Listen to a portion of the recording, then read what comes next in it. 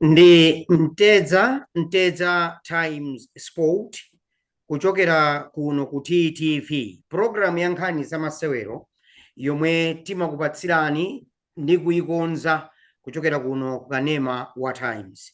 Mpulogalamu imeneyi timacheza ndi anthu osiyanasiyana amene akuchitanso zinthu zosiyanasiyana mdziko muno, ndipo makamaka timaunikira kwambiri ku nkhani za masewero osiyanasiyana. Akhoza kukhala masewero a mpira wa miyendo, akhoza kukhala masewero a nkhonya, akhoza kukhala masewero a tennis, basketball ndi ena.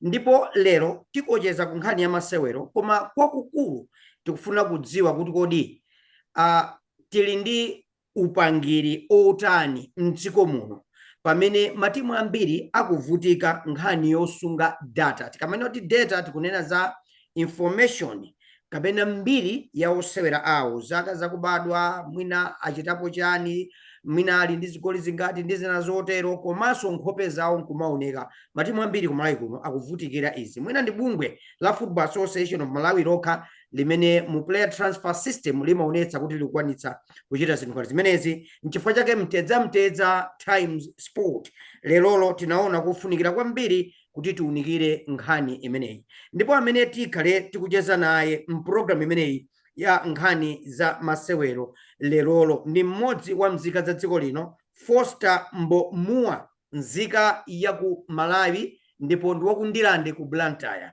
Foster Mbomua akuti ali ndi kuthekera kuti atha kuthangatira ma association kapena matimu osiyanasiyana pa nkhani zimenezi zakasungidwe ka data, nkhope ndi mbiri ya osewera mdziko muno. Ndine Nkonzi komanso mulutsi wa programu ya Mtedza Times Sport, coach player Peter Forte. Alole akane koma ndi wa Times Group.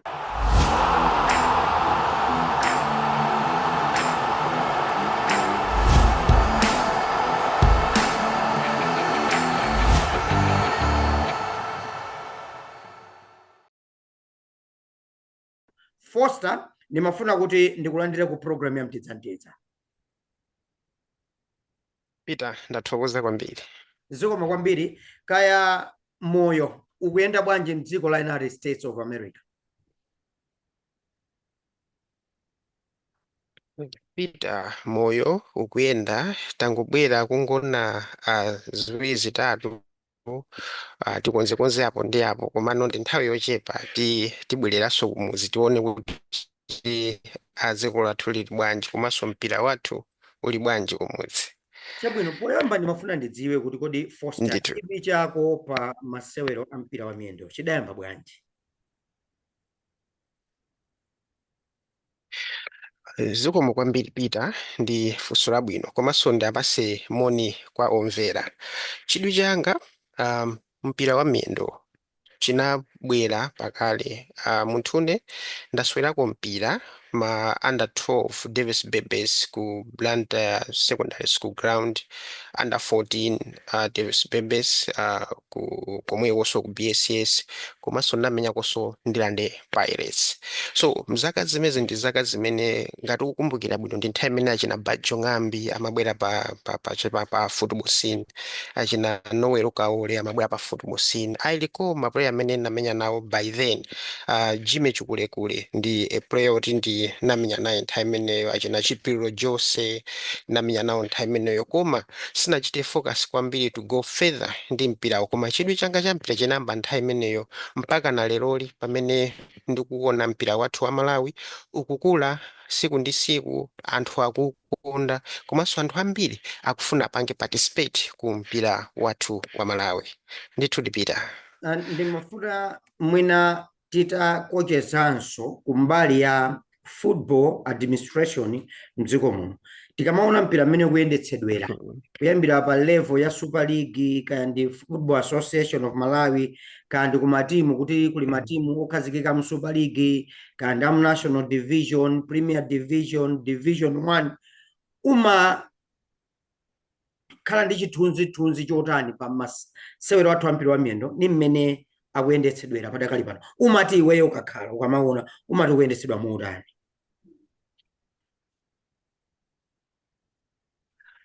Funso ndimayembekeza funso limene lipita zomwe kwambiri kuti walifunsa koyambirira. Kuchoka ndikupasa chitsanzo kuti kuchoka cham'ma 90s kufika nthawi inoyo pakhala pakudusa mapuleya matimu kuzafika panopa, komano mu Super League yathu muli matimu okhazikika ndi manena kuti alimo say 8 Bullets, Wanderers, Silver, Civil, matimu achisilikali, matimu ena kumusiku amangobwera nkutani kodi kupita including Tigers imene chaka chinocho sitiona somwe chani kodi mu ligi mwathu. Now tikatenga ndi mmene administrative mpira wathu mmene ukuyendera, mpira wathu ndikuona kuti tili stuck pamodzi. Mpira ukukonda tikukonda kwabwera zina zonjezera ngati makochi athu they are able to do CAF D, Farm A, Farm B, Farm C like that. Komano kumbali ya marketing mpira wathu sitinawugulise kwambiri. 1 2 kumbali so ya growth takhazikika kwambiri malo amodzi. Mpira wathu sitikutani kuti sitikukuza. Kumbali so ya development mpira wathu sitinayike ndalama zambala zambiri kupanga develop makamaka ku infrastructure. Leroli so by kuchoka 1990 kufika panopa bwezi muna blanda chati ndi ground 10. Ground 10 okhala ndi facility okuti mpira uzijambulidwapo komanso matimu azikwanisa kumasewerapo mipira professionally ya mu Super League komanso yachani kuti ya national azipano ndi National League. Same applies ku Central Region komanso kuchani kuti ku Northern Region komanso kuchani kuti ku Eastern Region. So ukatione izizi ma ground amene analiko mwachisanzo MDC ground panopa is Dedan Barren komanso ground ya BAT mbuyomu ground amene ajawo they were classical amapanga host mipira ikulu koma panopa the only ground meeting anene kublanta is only Kamuzu Stadium. So chinthu chimecho chimene chatikanikisa kuti kumbali ya infrastructure tisakhale malo amodzi, tangokhala malo amodzi sitinatani kuti sitinaende instead of going forward koma tikutani kuti tikubwerera mbuyo. So administratively by now bwezi tikunena kuti mpira wathu kwabwera anthu ambiri apanga pampwini ndalama zochuluka kuti apange develop kwambiri kumbali ya infrastructure choyamba. Chachiwiri marketing, mpira wathu tuwike pansika kuti wina aliyense kandama kamene angapereke kunsika kakathandizirepo machani kodi matimu amene ali muchani kodi mu Super League aja. So in short ndinganene motere. Ndimayang'ana kumbuyo kuona mbiri ya matimu amene ndi akale kwambiri mdziko muno. FCB Nyasa Big Bullets chamene Mighty Wanderers timu yoyambirira ilibe bwalo lawo. Bullets ilibe bwalo lawo inachokera ku Wanderers ndo kwapanga Bullets. Tigers ndi timu yakalekale ndi kuchoka mpaka na mulike kubwerera ku ligi yochepera mphamvu. Silver Strikers ndi matimu asilikali ankhondo ali m'manja mwa boma la Malawi chifukwa cha nthambi zina za boma.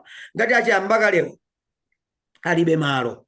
Ugaza kuti chenicheni chimene chikumavuta kutseriko ndi chani?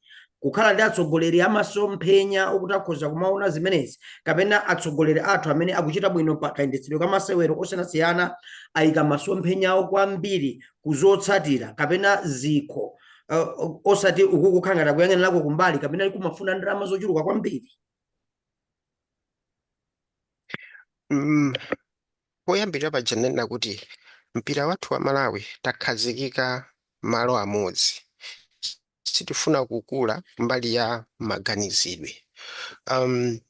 Focus yathu kwambiri ndi kuyendesa kwambiri matimuwa koma sitikupanga focus kwambiri timati a sustainability, something to sustain timu ija kuti kodi timu itakhale libe sponsor payo khaiyenda timu iyi. So ma administrators timangokwanitsa kunena kuti timu iti iyendese bwino ipeze chiko koma tikati tione pa timati ma plan a long term plan tikukwanisa kuipasa timu ja ma long term plan ngati kukhala ndi mpira awu kuchoka mzaka zimene Wanderers Bullets inabwera undisimikizire akakhali nthawi imenejayo ali ndi long term plan kuti tipeze malo chaka china chilichonse tizikapo china chilichonse. Bwezi bullets wonders zija tikunena kuti panopa ili ndi mabwalo ku southern region, central region, even ku northern region. Koma ifo kuti tili stuck pamalo amodzi osaganiza kuti kodi timu kuti tiyipangire invest bwino, kodi timungapange chani payo khatimu izipanga generate ndalama maground chimakhala chinthu chosavuta kupanga generate ndalama ngati anthu ena abwera kuzatani kuti kuzathandizirapo pa ground. Komano ifo kuti maganizidwe athu ali pamalo amodzi, that's why matimu awawa apanga struggle inde kumbali ya sponsorship koma the name was there. Uma masomphenya a long term tinalibe ngati bullets wonders okuti by now akwanise kukhala ndi ground lawo both ma region onsewa. Ndinganene choncho Peter. Chabwino, ku nkhani ya kupeza zikho kuti matimu adzipikisana, ndiwe wokhutira motani ndi mmene 2025 izaonekera makamaka kutsogolera masewero ampira wa miyendo kumene president ndi Frederick Haiya taona bank ya national ikuyika mabiliyoni kumpira, taona Nico ikubwera ndi mabiliyoni ku masewero ampira wa manja, taona NBS Bank ikubwera ndi 1 billion ku masewero ampira wa miyendo a National League pa zaka zitatu, taona Castelo ikuyika mabiliyoni the past 2 years or so kufikira pano. Akugwira ntchito yotani adindo kumbali yosaka ndalama kumbali ya ma sponsorship? Kulena zona chaka icho cha 2025 taona kusintha ifake utandifunsa koyambira kuja kuti mpira wa Malawi ukuona bwanji, anthu tikuukonda, anthu amabizinesi mpirawo abwera akupanga sponsor. Koma kubwera kwa mawu jina wawa kunena zona President Haiya agwira ntchito yopambana kuchachikulu. He is calling himself to transform the game. Pambali pokuti abwera makosa nawa aoneno kuti ngati pali migwirizano ina kubwerako aoneno kumbali ya infrastructure. Wandipasa bwino kuti chikho zikho ngati Castelo, zikho ngati FDH pambali pokuti akugwirizana kuti akuyikapo ndalama zoterezi kumbali ya infrastructure kuja atha kuwauza kuti zaka 10 zimene muli panopa muyesese kuti FDH itimangire mumachisanzo FDH stadium kuchani kuti ku Blantyre, FDH stadium Central Region, komanso kuchani kuti ku Northern Region, kuti pambali pokuti matimuwa akubwera ndi sponsorship ikubwera ikupita, koma ikamachoka izekha kuti sponsorship yasiyapo chani kuti yasiyapo market. Zimezi zithandiza chani kumbali ya market. Timu sponsorship imene yabwera ndi kusiya chinthu chake pa ground. Do you think FDH ingachokeso osapanga sponsor football? Sizingatheke. Chifukwa chani? Asiyakale ma stadium awo amene akuwapangira generate ndalama. Kutanthauza kuti ligi yathuyi mpira wathuyi ufike pokuti wafikapo tiyakwanise kuwasunga ma sponsors amene akumabwera kuzapanga invest kuchani mpira wathu. Kwasunga kwake ndikutani tiyalole kuti asiye chinthu chimene iwowa chiyakanikise kuchokamo muchani kodi mu sponsorship ya mpira wathu, which is infrastructure imene tikunenayo. NBS Bank inabwera kupanga sponsor National League, amene wanso akamachoka asiye chinthu chawo ayikaso NBS Stadium.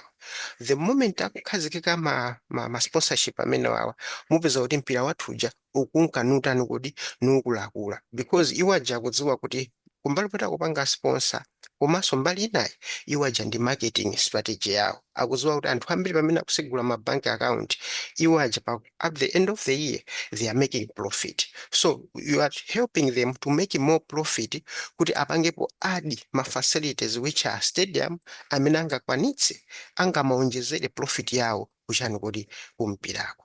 Komano kunena zona president ayesesa kwambiri. Chinthu china umanena za data.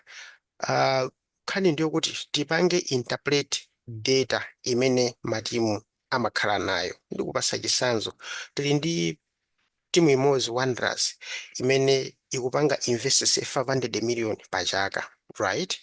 Ndeti tenge timu imene ili muna Kalunga United ikupanga invest ndalama zochuka bwanji pa chaka.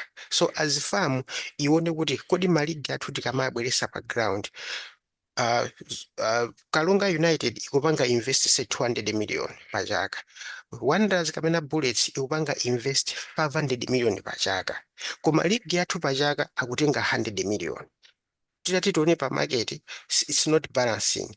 Now farm ikamabwera kunena kuti tikambirane ndi sponsor abwere mu ligi mwathu azipanga compare ma figures atiwo amene wawa, then at the end of the day apanga decision kuti ligi yathu ife tikuika pachani over 1 billion, otenga ligi atenge pa 600 million kuti at least timu ikawina izikwanisako kutengako kandama kamene amapanga invest komanso ndika profit pamwamba pakepa.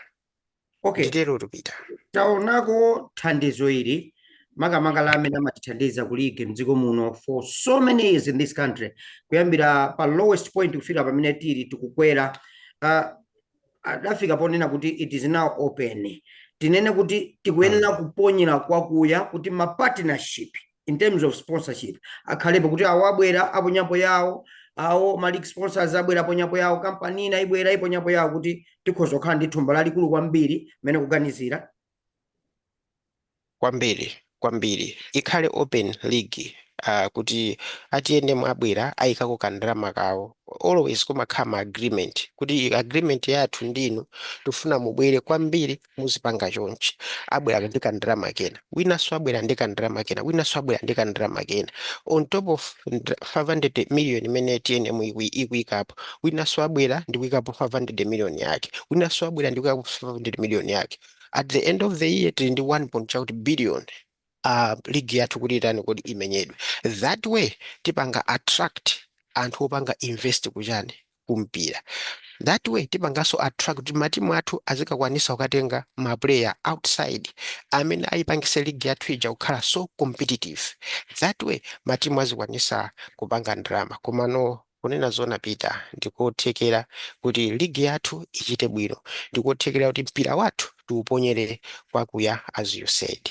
Chabwino, unakambapo nkhani makamaka ineyo nayambitsa nkhani yonena kuti muli ndi kuthekera kuyo kuti mukhoza kumatenga data ya matimu so long as akupasani information, chithunzi cha osewera, ma statistics a osewera, zaka zake ndi zina, ndikumawapatsa matimu kuti just at the click of a button kuti mwina tingoyerekeza Peter Forte ndi osewera, kamena Makinobet Gama ndi osewera, kungopanga click ndekuti zonse zikutuluka bwinobwino. Tatifotokozera zambiri zikudzanganimene. Chinthu china chimene tikupanga chikukula mpira wathu ku Malawi, komano chimene ndachipeza ndi kusunga kwa information data. Remember kuti data ndimene mapanga drive timati progress ya company, progress ya organization, even progress ya jani kudi ya dziko. Tichoke kumene tinali panopa, we are going towards technology. Now nthawi yapita imene tinga mayusebe, we call it paper-based information. Panopa, for someone to make a decision, akufunika timati a centralized database imene ndikupase chisanzo pa administration.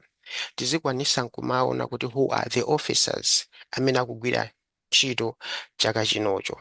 Tikachoka pa administration tipite kwa player tinkwanise kutenga information yake, zaka komanso ma contract amene player chali nayo, komanso even kupanga record performance yake, we call it attributes, performance yake ya ku training, performance yake ya ku game, komanso ma red card amene wapanga accumulate ma games, komanso ma yellow card amene wapanga accumulate ma games. Discipline tipange record. Izizi zikutithandizira kuti timu o club ikamati kufuna ipange sign ma player, aziona the quality of players amene timu yo ikufuna itani kuti ikhale nawo. Secondly, yapanga invest motani towards the players, kuti investment imene yapanga izikukwanisa kuti club ipange ma profit out of that. Now ine ndikuthekera opanga zonsezi kuzibweresa malo amodzi. One, ndikuona administration ya klabuyo kuti ili motani. Secondly, report timapanga struggle kwambiri as matimu kumapeka malipoti. I have this sample of centralized database imene the club is able to show malipoti per every month, 3 months, 6 months, even up to 1 year. Chimodzimodzi kumaonanso track, kumapanganso track contract ya player yo at 1 year, at 6 months, at 3 months, even at 90 days, at 90 days, even at 30 days. Zonsezo is systematic. So with a click of button, CEO kapena vice CEO kapena administrator wa timu azikwanisa kuona izizi at a click of button, even administrator yo ali kunyumba kwake. Zotheka and zipangisa kuti timu izikwanisa kupanga ma decision mwachangu chifukwa chokuti data yathuyo they are able to see it at a click of button. Ndipange choncho Peter. Chabwino, mwina ndi zinthu zimene zitha kukutengera nthawi yayikulu muutani kapena yochuluka muutani kumbali ngati yoti ukupanga zinthu za timu imodzi? Panopa ndapanga kale centralized system ya timu imodzi yoyiyesera. I can tell you kuti Peter ndi one of its kind. Chimene muna ma club samachiyembekezera panopa chatani kodi chafika. Ndapangako ndangotchula malingaliro kuti Kabula United, tilibe Kabula United ku Malawi.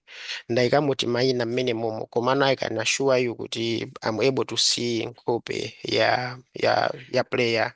System ikwanisa kupanga so generate ID ya ndani kuti ya player yo. System ikwanisa kupanga generate contract ya ndani kuti ya player yo. System ikwanisa kupanga generate at a time imene timu ija yangochoka ngati lero ku game, mazulu wake it's able to picture everything. Chimodzimodzi the team is able to picture everything, mazulu wake in terms of mina makadi accumulated chani. Yes, all that. Chifukwa chani panopa they are able to put in the information. The moment I go pass that data, I'm able to put it within, say, 10 minutes after the game. 10 minutes after the game, right? Everything is what? Is online. That is lineup imene atuluka, ma substitution amene apanga, ma red card amene apanga accumulate 10 minutes after the game. Chichonse chili chani chili pachani kodi chili pa system pawo. So that's how effective the program is going to be.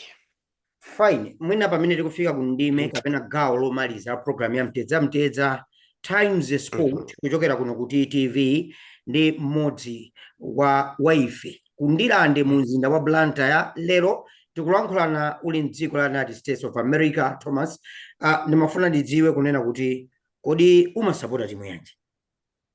Ine ku Malawi ndimasapota Wanderers, ku mwina ofunsaso kunja ndimasapota Chelsea. Chifukwa chani? Wanderers namba kuisapota ndisanamuone player ulo mmodzi, koma chinandisangalatsa ndi dzina timati nickname Lali Lubani Boys.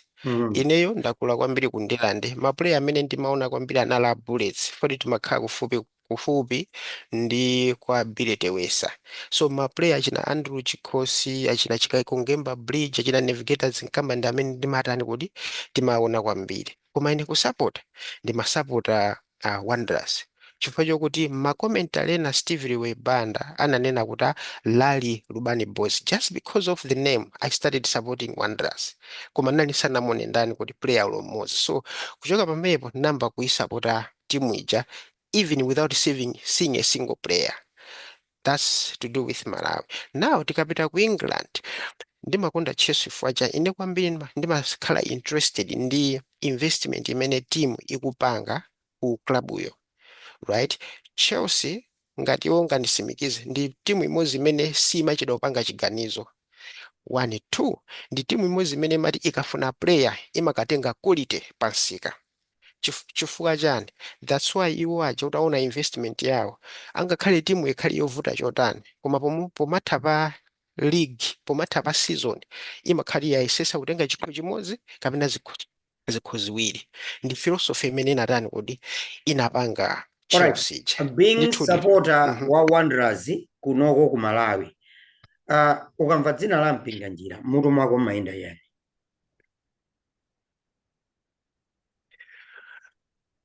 Ndikamva dzina la mpinganjira ine ndimaona timati result oriented person, ndi doctor ndi president amene amafuna malizatsi. You can do china chilichonse investment apanga koma chimene amafuna iye ndi result. Mukangompasa result yabwino, the president is happy with that. That's why kubwera kwawo apanga invest kwambiri kumbali ya market, apanga invest kwambiri kumbali ya chani kuti recruitment ya maplayer, apangaso even ma incentive kuwapasa maplayer kuti akhale motivated akamamenya chani akamamenya mpira. Zonse zija bwana jamafuna machani kuti malizatsi. So kubwera kwa mpira ngati tili ndi ma president awiri atatu onse okhala result oriented, mpira wathu ukhala so competitive. Zizikhala zovuta kuti matimu atatu awa Blessed Silver Wanderers izitenga chinthu chamo chani mophweka. Chifukwa chani? Aliyense ali ndi passion, president wina ali ndi passion yoti ndifuna ma boys anga atenge chani kuti atenge chinthuchi. So kubwera kwawo kubweresa competition yabwino komanso kupereka motivation kwa ma player, ma officials komanso technical team. Alright, mphunzitsi amene umamukonda kwambiri kuno kumudzi kapena kunja kwa dziko lino ndani? Ndithu Peter. Mphunzitsi amene umamukonda ndi ndani kunoko kumudzi kapena kunja kwa dziko lino? Kunja kwa dziko lino ngati ukumbukira tinali ndi mphunzitsi unayi timati Di Matteo wa Chelsea anakukocha nthawiyo. Yes, that guy ndimakonda kwambiri. Sindizati pano pali kuti komano I liked nthawi imene Chelsea inatenga ndi kapu ya njikaya komano few days later anamuchosa. Right, komano ndi mphunzitsi amene one ndi odekha, ma decisions ake amapanga kuli ma coaches. Yes, komano Di Matteo ndinamutenga kukhala coach amene anapanga chozizwa koma munthawi yotani munthawi pasana khaiso nthawi yayitali ku Chelsea. How about on the local scene kunoko kumudzi makonda nda? Ndimakonda unachezako ndi Mr. Chiperesa. Mr. Chiperesa. Bravo Chiperesa. Apolisi. Anali apolisi. Adapuma. Yes. Mphunzitsi amene ujayo ineyo kukhala ndi club lero. That's the guy I'm going to pick. Chifukwa chani? Ndinamutsata. Okay. Timu imene anaipanga blot out, anaikocha imene pano painasakirana ndi Blue Eagles ndi timu imene ulilongwe ikakhale Eagle Beaks ikakhale timu imene iliko panopa bwezi tono kuti ma Giants amulilongwe ndi Silver ndi imene ijayo.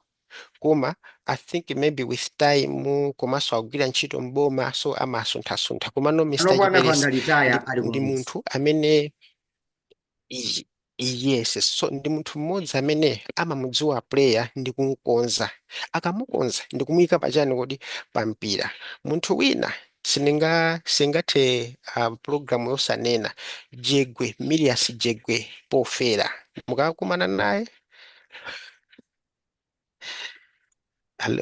Mukakumana naye mumpase moni. Jegwe ndi munthu wa mtima.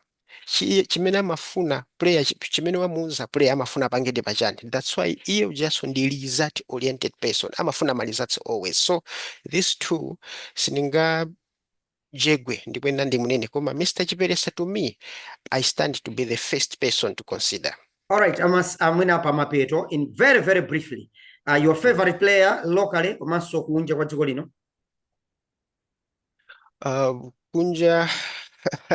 Kunja kwa dziko lino nthawi yake inapita komano Mende anazipanga build kwambiri. Mende amene ali goalkeeper wa Chelsea. I think England sinampase pata koma anapanga prove kuti he can be the best. Locally I like the upcoming player Chikumbuso Salima. He's doing great on the scene. I'm sure he has a lot to contribute to the nation in few years to come. In short, Foster Mbemua kuchokera kundira ndi munzinda wa Blantyre amene lero tikucheza naye mprogram ya Mtedza Time Sport kuchokera mdziko la United States of America. Ndine Nkonzi komanso mulutsi wa programu ipita futi kati nkoteka tidzakumaneso sabata yamawa mprogram ine yotsatira unless ngati unu ndi uthenga omaliza kuti tikutseka program yathu. Tikamamba, congratulations to Wanderers, to Bobo and the entire technical team. Bad luck to Mponda. I think it's into the season end. Hard luck to Silver Strikers. I think tikapanga matimu atatu amene wanda amene amapanga compete more especially by league. Not on the good scene. Abambo Alufandika, I didn't expect him to go out, to bow out of the league soon. Komano all you know, they will bounce back. Timakonda entertainment yao. All the best. Bye bye. Until then, it's nice.